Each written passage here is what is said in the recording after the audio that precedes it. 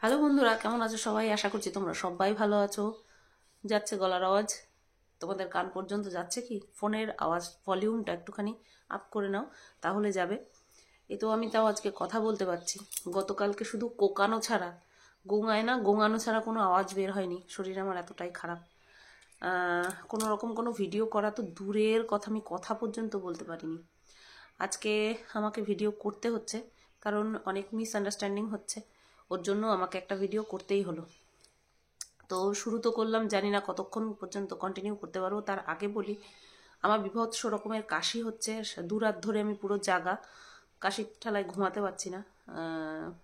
ওষুধ তো খাচ্ছি, তারপরেও যদি তোমাদের কোনো এরকম হোম রেমেডি জানা থাকে যে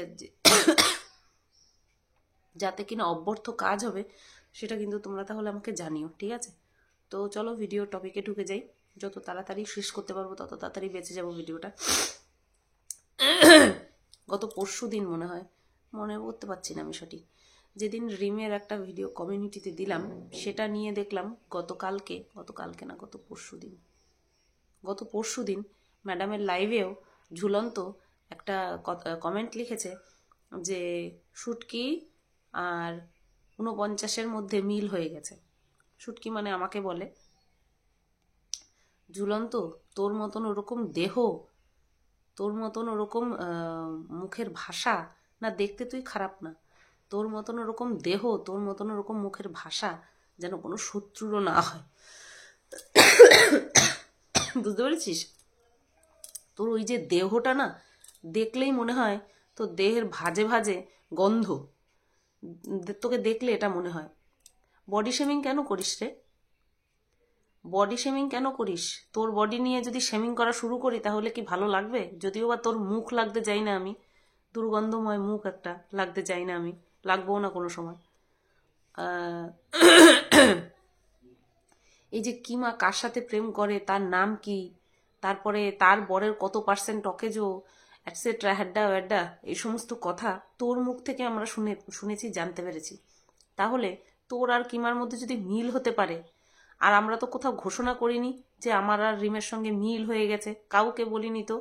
একটা সামান্য ভিডিও, যেই সামান্য ভিডিওটার মধ্যে পুরো একটা বড় মেসেজ রয়েছে যে বন্ধাত্ব কোনো অভিশাপ অভিশাপ নয়, এটা একটা সমস্যা, প্রবলেম, যেটা কিনা যে কোনো মহিলা বা পুরুষের মধ্যে থাকতে পারে। এটা আমি এতদিন ধরে বোঝানোর চেষ্টা করেছি। একটা এক্সরে প্লেট দেখিয়েছিলাম, যেটা কিনা কটাক্ষ করে সমস্ত শিক্ষিতের দল বলেছিল আমি আমার জনিদার দেখিয়ে দিয়েছি, বোঝানোর চেষ্টা করেছিলাম। সেটা যখন দেখছি যে যারা এতদিন ধরে বলে এসেছে তারা হঠাৎ করে বুঝতে পেরেছে, সে যেভাবেই হোক না কেন, যার কারণেই হোক না কেন, তারা বুঝতে পেরেছে যে না, এটা সত্যিই খারাপ। এভাবে কারোর বন্ধাত্বকে নিয়ে কন্টেন্ট করা বা তাকে কটাক্ষ করা উচিত নয়, তার কাটা জায়গায় আঘাত দেওয়া উচিত নয়, এটা বুঝতে পেরেছে। এই কারণের জন্যই, এই সামান্য মাত্র এই একটা কারণ, আর এই একটা সামান্য কারণ যে কত বড় একটা বিষয়, সেটা আমার মতন যারা বন্ধা মহিলারা রয়েছি তারা আমরা হাড়ে হাড়ে বুঝতে পারি। আর সেই জায়গা থেকে দাঁড়িয়ে এটা না কোনো পলিটিক্স, না কোনো গেম প্ল্যান, কোনো কিচ্ছু ছিল না। যার জন্য বিগত 3 বছরে যেটা হয়নি সেটা আমি করেছি।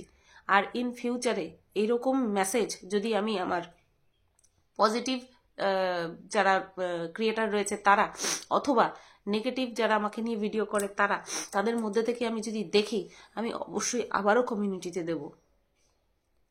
আর এই একটা ভিডিও কমিউনিটিতে দেওয়া মানে তার সঙ্গে গলা জড়াজড়ি, তার সঙ্গে খাতি, তার সঙ্গে পীড়িত, এরকম হয়ে যাওয়া, এটা তোদের মতন কিছু মানুষেরা মনে করে, আমি তো মনে করি না, ঠিক আছে?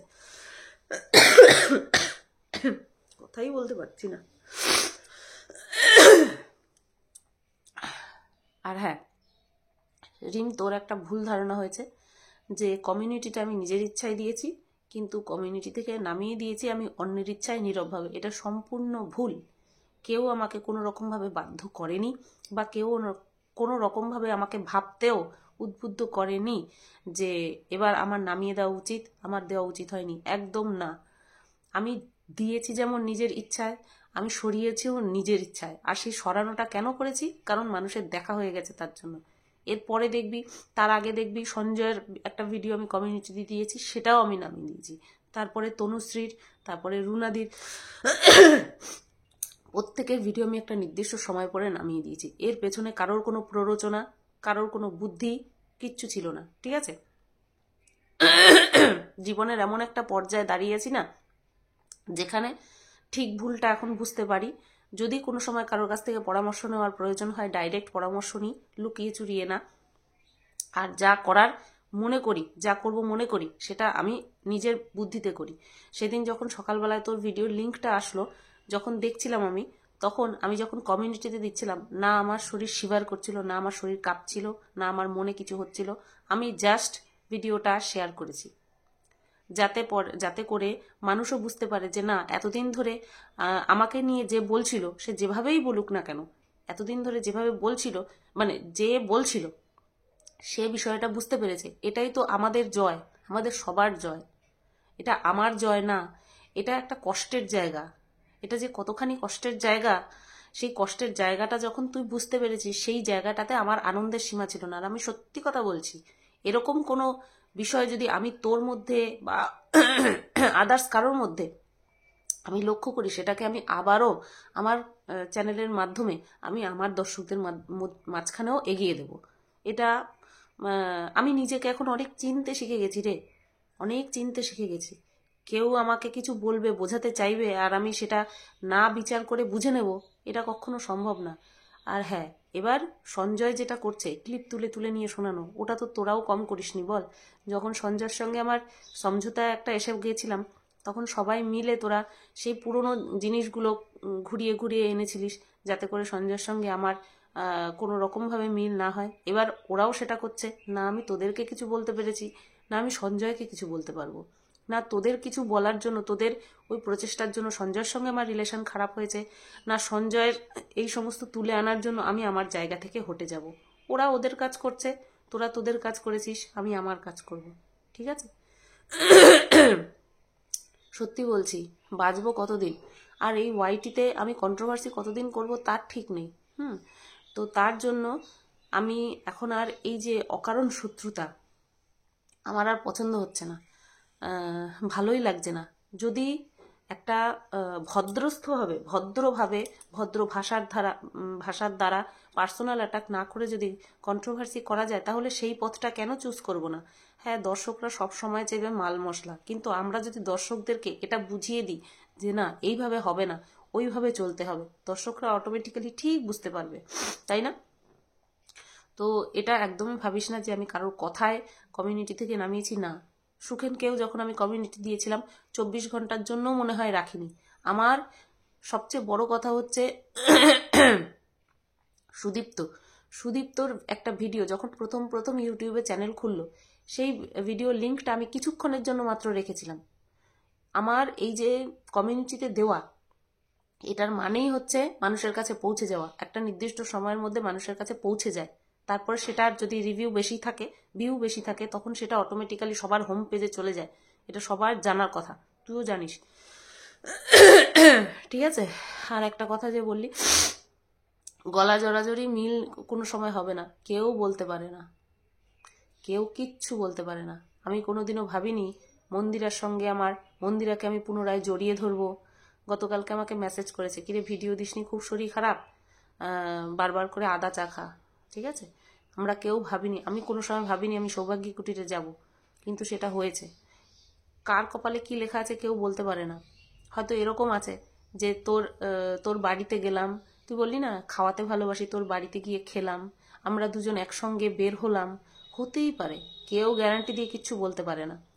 আমি কোনো সময় আজ পর্যন্ত কোনো কিছুর ভয় পাইনি যে আমি একটা কথা বললে লোকে আমাকে কি বলবে, আর কোনো সময় ভয় পাবোও না, কারণ আমি আমার মনের কথা শুনতে খুব ভালোবাসি, ঠিক আছে? মনের কথা শুনতে খুব ভালোবাসি, আর সেই কথা শোনাতে কোনো রকম কার্পণ্য আমি করি না, সেই কথা প্রকাশ করাতেও আমি কোনো রকম কোনো কার্পণ্য করি না। আমি না সঞ্জয়কে হারাতে চাই কোনোভাবে কোনো দিন, আর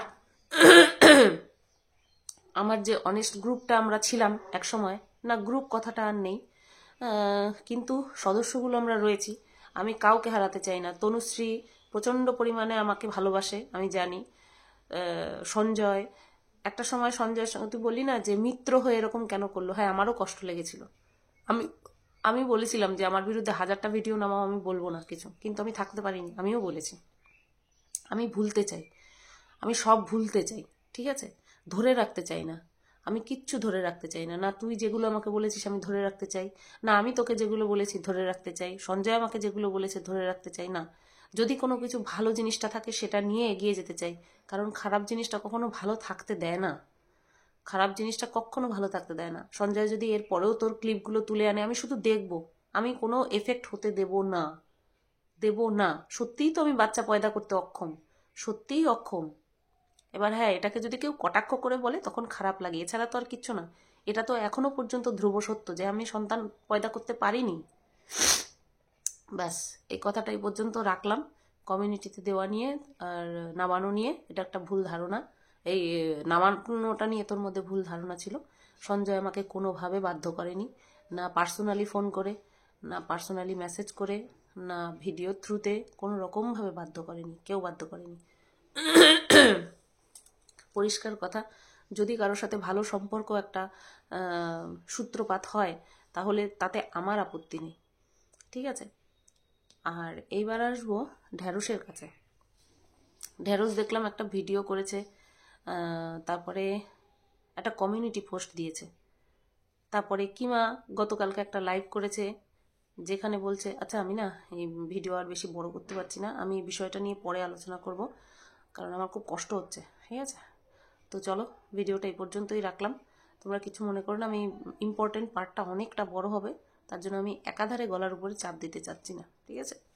চলো সবাই ভালো থেকো, সুস্থ থেকো, টাটা। আর হ্যাঁ, সঞ্জয়কেও বলছি তুমি প্লিজ খারাপ কিছু মনে করো না, তুমি তোমার কাজ করো, আমি বাধা দেবো না। তবে হ্যাঁ, না আমি তোমাকে হারাতে চাই, না আমি কারোর সাথে পুনরায় কোনো খারাপ সম্পর্ক জিইয়ে রাখতে চাই, ঠিক আছে। আশা করছি তোমরা আমাকে বুঝবে, তুমি বুঝবে, রিম বুঝবে, সবাই বুঝবে। কতদিন বাঁচবো জানি না, কতদিন থাকবো ওয়াইটিতে, কিন্তু যতদিন থাকবো একটা হেলদি ওয়েতে কন্ট্রোভার্সি করতে চাই। অনেক হয়েছে, অনেক তো হলো, আর ভালো লাগে না। এই একটা বছর ধরে কেস কেস কেস কেস, ফালতু এফআইআর, এই সমস্ততে জর্জরিত হয়ে গিয়ে না একটা সময় মনে হচ্ছিল শেষ করে দিই নিজেকে। তোমরা বিশ্বাস করবে না, একটা সময় যখন বরের দিকে তাকাতাম না, আমি নিজেকে এত অপরাধী মনে হতো, আর সবসময় এটা ভাবতাম আমি বিনা কারণে আমার সঙ্গে এরকম হচ্ছে, বিনা কারণে আমার সঙ্গে এরকম হচ্ছে। যার উপর দিয়ে যায় সে বোঝে। তনুশ্রী একটা কথা বলে না যে সুতপা বলে সহ্য করছে, সত্যিই তাই, আমি বলে সহ্য করতে পারছি, সহ্য করেছি, মেনে নিয়েছি, মেনে নিয়ে নিজের কাজ করে গেছি। অন্য কেউ হলে, এখানে একটা মানুষ হলে পারতো না, কেউ পারতো না। চলো সবাই ভালো থেকো, সুস্থ থেকো, আমার সুস্থতা একটু কামনা করো, দ্রুত সুস্থতা কামনা করো যাতে ফিরতে পারি ফর্মে। চলো টাটা।